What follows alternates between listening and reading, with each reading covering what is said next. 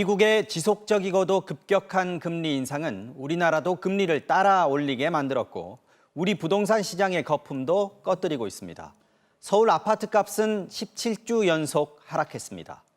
집값은 떨어지는데 이자는 오르고 빚내서 집 산 사람들은 이래저래 힘들어지고 있습니다. 정부는 집값이 정상화되고 있는 거라고 했습니다. 집값 하락을 막으려고 인위적으로 부양책을 쓰지는 않겠다는 겁니다.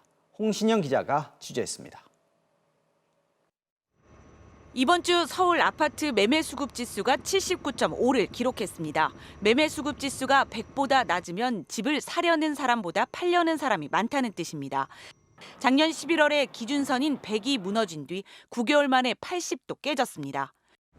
거래도 실종됐습니다. 8월 서울 아파트 거래는 602건, 1년 전에 비해 7분의 1에 불과합니다. 서울 아파트 값은 넉 달 넘게 계속 하락하고 있습니다. 이렇게 집값이 떨어지는데 금리까지 오르면서 대출받아 집 산 사람들의 부담이 커지고 있습니다. 올해 한 1분기 때부터 본격적으로 좀 부담이 왔었던 것 같아요. 매도하려고 지금 내놓은 상태긴 한데 아직까지는 이제 뭐 거래가 그렇게 활발한 상황이 아니잖아요. 한국은행은 집값이 20% 떨어질 경우 집을 다 팔아도 빚을 다 못 갚는 가구가 지금보다 30% 넘게 늘어난다고 밝혔습니다. 20% 하락은 코로나 이전인 2019년 가격으로 돌아간다는 뜻입니다.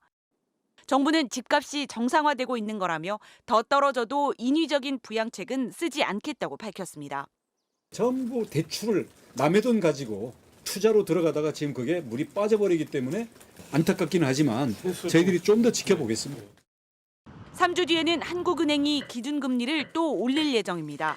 이 추세라면 연말에 고정형 주택담보대출의 금리가 8%를 넘을 수도 있습니다. MBC 뉴스 홍신영입니다. 미국의 급격한 금리 인상이 우리 금융시장을 흔들어 놓고 있습니다. 대출 금리가 가파르게 오르면서 올 연말에는 주택담보대출의 최고 금리가 연 8%를 넘을 거란 전망이 나오고 있습니다. 고은상 기자입니다.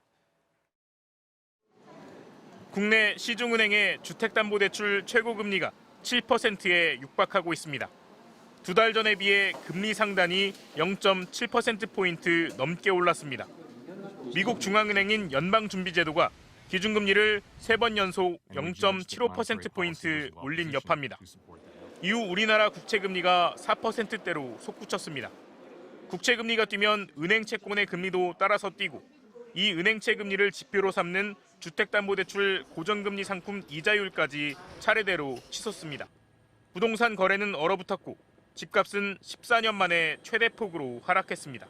기존에 받았던 변동금리 대출 이자 부담은 눈덩이처럼 불어나고 있습니다. 기존에는 한 3% 정도에 받았었는데 지금 확인해 보니까 한 6% 가까이 하더라고요. 대출 이자만 월 한 4, 50만 원 더 나가게 되니까 지금은 뭐 버텨야 된다는 생각만으로 살아가고 있는 것 같습니다. 문제는 앞으로입니다. 미국 중앙은행의 올해 말 기준금리 예상 평균은 4.4%, 지금이 3.25%니까 올해 2번 남은 기준금리 결정회의에서 한 번은 0.75%포인트 자이언트 스텝, 한 번은 0.5%포인트 빅스텝을 단행한다는 뜻입니다. 이 때문에 우리 주택담보대출 최고금리도 연말 8%를 넘나들 전망입니다. 8%대 주담대 금리는 2008년 금융위기 이후 14년 만의 일입니다. 정부는 부동산 급락을 막기 위한 추가 대책을 내놓을 방침입니다.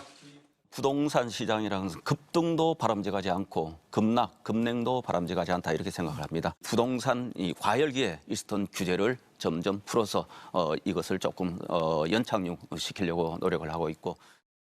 정부는 이번 주 재건축 부담금 완화 방안을 발표하겠다고 밝혔습니다. MBC 뉴스 고은상입니다. 그렇다면 부동산 시장 얘기를 안 할 수 없는데 시간은 거의 다 됐지만요. 그런 어떤 매물이 쏟아져 나오면 만약에 지금 하향 추세로 자리 잡은 부동산은 큰 폭으로 떨어질 것이다. 이게 어떤 일반적인 전망이 될 수밖에 없는 거 아닌가요? 현재로서는 그럴 가능성을 굉장히 높게 봐야 되겠고요. 심리적 저희 지지선이라고 할 수 있는 뭐 강남 30평대 20억 선, 또 강북 30평대 15억 선들이 지금 다 깨져서 내려오고 있기 때문에 우리도 환율 얘기했을 때 이제 1,320원 뭐 요 라인 넘으면은 그때부터는 어디 갈지 모른다라고 예. 해서 뭐 1,400 지금 8원까지 왔잖아요. 부동산 마찬가지로 이제 이 가격이 깨졌기 때문에 예. 이제 그 다음부터는 솔직히 어디까지 갈지 이것도 모른다. 하한선을 모른다. 예, 그렇습니다. 이 금리 인상이 멈출 때까지 봐야 돼요. 이게 무슨 얘기냐? 예. 이제 매수를 하려는 분들은 왜 집을 안 사느냐? 저 금리 인상을 어디까지 할지 모르기 때문에 그렇겠죠. 터미널 예. 레이스를 모르기 때문에 안 예. 사잖아요. 그러면 그때까지를 기다리고 매수세는 실종될 텐데 예.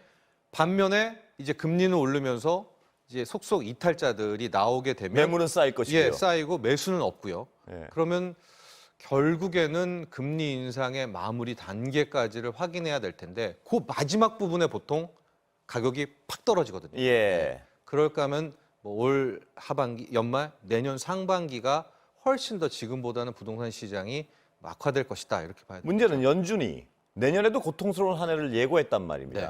그럼 내년에도 이자율이 계속 어떤 올라간 이자율이 다시 낮추지 않을 가능성은 충분히 있는 건데요. 그렇죠. 그럼 내년 내내 부동산 시장은 좀 어둡다 이렇게 전망하는 것도 그렇습니다. 합리적인 추측이겠죠. 예, 금리 인상이 확실하게 멈췄다. 예. 가 있어야 되겠고요. 두 번째, 떨어- 금리 인하까지 나오면 아마 그 사이에 이제 매수들이 예. 닥쳐오게 될 거거든요. 예. 그때까지가 부동산 빙하기는 이어진다라고 이제 볼 수가 있겠고, 예. 이제 그 사이에 주식 시장은요. 저 달러 강세가 언제 멈추냐를 또 봐야 됩니다. 예. 아마 달러 강세도 선반영을 한다면 그 기준금리 인상 끝 전에 아마 최고점을 찍고 이제 멈출 때는 모습이 예. 나올 거거든요. 그때 비로소 주식이 좀 먼저 반응하지 않을까 이렇게 보고 있습니다. 참 고통스러운 한 해가 될 것이란 어떤 그 예고들이 정말 현실화되고 있는 것 같습니다. 예.